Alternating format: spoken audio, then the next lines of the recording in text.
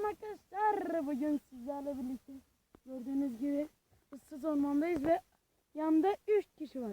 Bir arkadaki Adem, 2 yardımcı konuğum diyeyim Cengiz ve bugün ormanı gezeceğiz. Acaba bu orman arkadaşlar, bu arada şey var. Yılan bolca bulunuyor. Böcektir, eşek arasıdır. Say bitmez. Ve haydi videomuza geçelim. Allah.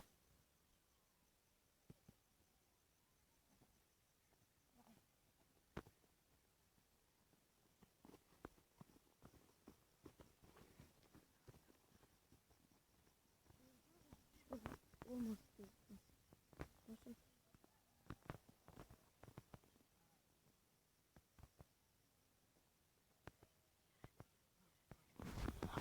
Yılan! Var, yılan! Yılan var! Yardım edin!